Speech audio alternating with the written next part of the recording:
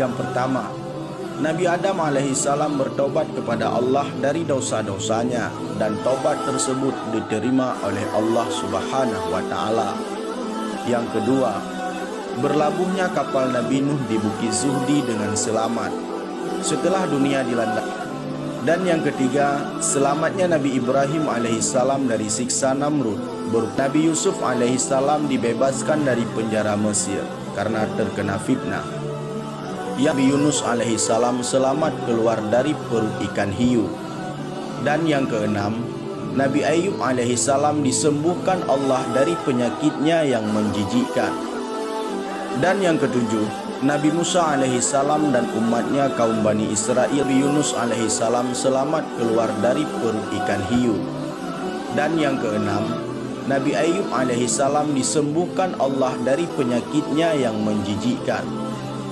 Dan yang ketujuh, Nabi Musa alaihissalam dan umatnya kaum Bani Israel selamat dari pengejaran Fir'aun di Laut Merah. Beliau dan Nabi Yunus alaihissalam selamat keluar dari perut ikan hiu.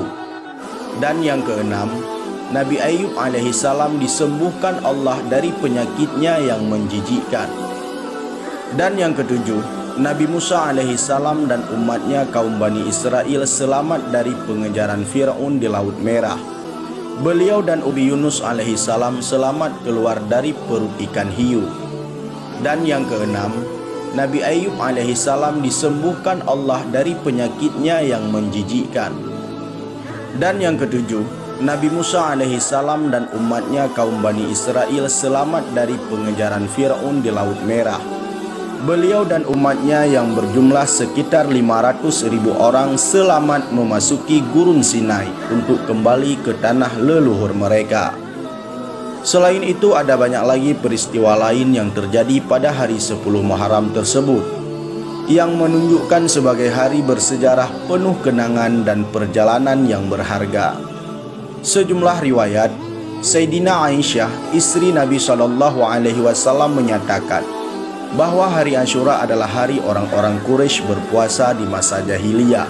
Rasulullah juga ikut mengerjakannya. Setelah Nabi berhijrah ke Madinah, beliau terus mengerjakan puasa itu dan memerintahkan para sahabat agar berpuasa juga. Setelah diwajibkan puasa dalam bulan Ramadan, Nabi SAW menetapkan, barang siapa yang mengkehendaki untuk berpuasa Asyura, maka berpuasalah. Dan barang siapa yang tidak suka boleh meninggalkannya. Hadis ini diriwayatkan oleh Imam Bukhari dan Imam Muslim. Ibnu Abbas, seorang sahabat daripada Rasulullah SAW, bahkan saudara sepupu Nabi yang dikenal sangat ahli dalam tafsir Al-Quran, meriwayatkan bahwa saat Nabi berhijrah ke Madinah, beliau menjumpai orang-orang Yahudi di sana mengerjakan puasa Asyura. Nabi SAW pun bertanya tentang alasan mereka berpuasa pada hari itu. Mereka menjawab, Allah Subhanahu wa taala telah melepaskan Nabi Musa dan umatnya pada hari itu dari kejaran Fir'aun dan bala tentaranya. Lalu berpuasa pada hari itu dalam rangka bersyukur kepada Allah. Kemudian Rasulullah SAW bersabda, aku lebih berhak terhadap Nabi Musa dari mereka. Maka Nabi pun berpuasa pada hari itu dan menyuruh para sahabatnya agar berpuasa juga. Hadis ini diriwayatkan oleh Imam Bukhari dan Imam Muslim.